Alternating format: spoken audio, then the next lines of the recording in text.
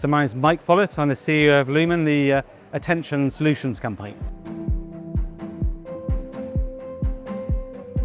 We've been talking about the Dentsu Great Brand Reset project. Dentsu have been investigating how people actually look at ads across a wide variety of media for a long time now. But they've always been trying to correlate that to short-term outcomes. What's new about this research is a partnership between Lumen, Dentsu and Kantar to work out the relationship between attention to ads and long-term memory formation. Long-term memory formation is the very essence of brand building. Short-term activation might be about triggering things right at the point of purchase or making you buy one thing or another just at the last minute. But we make these decisions because of the long-term memories that we've got. And this has been acutely ignored by our industry for too long now. Attention's really important to understand long-term stuff because you can't remember things that you haven't looked at or listened to. Most of the research that we've done, though, has focused on associating attention and short-term memory formation. We've just lacked a way of estimating likely long-term impacts. We always knew it was important, but we didn't have the means to estimate long-term memory. That's what's so exciting about our partnership with Kantar. Decades of research have taught them what it is about advertising that is likely to result in a long-term memory. So we've combined Kantar's understanding and questionnaire types there with Lumen's attention data to understand how attention and long-term memory really link together. Well, I think what's really important for brands to take away is that we not only know that long-term memory formation is important, you talk about that, but now we could do something about it. I've been in this position for a long time of saying lots of interesting things about attention, but while they're interesting, they're not very useful. You can't do anything about it. The Dentsu study, I think, is fascinating because not only have we got the data and built the model, but we've embedded them inside Dentsu's planning tools. It's the actionability, or they say the planability of the data that's really important. We have to move from talking about attention and about memory to doing something about it. And that's what I think is most exciting about this Dentsu project and what brands really ought to take away from it. The big learning for me is about needing different levels of attention to drive short-term and long-term memory formation. If you're optimizing for short-term outcomes, sometimes you just need 1 or 2 seconds just to trigger people to remember it. If you really want to make a memory, if you really want to lay down a memory structure for the long term, you need a great big chunk of attention. It does mean that the short-termists are right.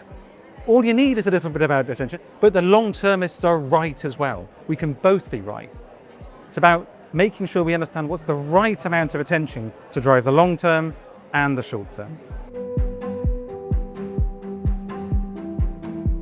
Creativity really is back on the agenda for advertising, not just for media buying, but also for actually making the ads.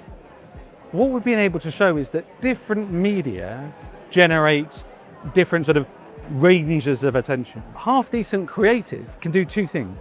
One, it can increase the amount of attention you get, people just pay attention for longer. Or it can make that attention work harder. You can get more done with less. And creativity expands attention, the volume of attention, but also can make that attention sort of more intense and efficient.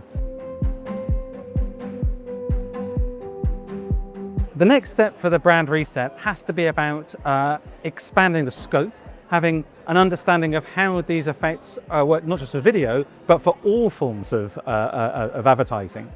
But then also validating the results, using the data to buy campaigns and linking it to in-market results. The Kantar dataset predicts that if you look at things for, say, 5 seconds, X% of people will remember them. But that's a predictive model. What's going to be really important is to use this data to buy campaigns, to measure the impact over the next quarter or the next year and see if it's actually borne out in reality.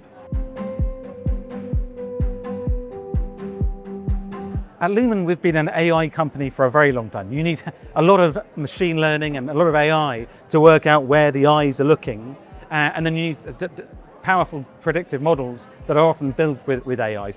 So we're charmed that everyone else is catching up, but we've been doing it for a long time. I suppose that means that what surprises me about AI is not just the basic application, but what it can help you do next. We collect data on thousands of ads every day, across social media and TV and all of those things. Cataloging those ads is a real bitch. But AI suddenly allows you to do those sorts of tasks at speed and at scale. And often, that's, given the fact that it is quite a dull task, sometimes better than humans can do. Is AI going to come and take our jobs? Well, it depends on your job, obviously. And I wouldn't want to be working in a job where AI could take it. It's a bit like saying, are typewriters going to take your jobs? Because they did. They did. We used to have lots and lots of people typing on typewriters. The trick is to make sure, what type of work are you doing? Are you effectively a addition to the machine, or is the machine working for you? And if you're someone who uses machines rather than operates them, I think your job's going to be safe. I think the future of brands is very much like the past of brands. Humans are creators and consumers of stories. Brands require a narrative to make sense. Understanding that our job as an advertising agency is to make stories, media agencies to distribute those stories, means that the task remains the same, even if the technology we use changes.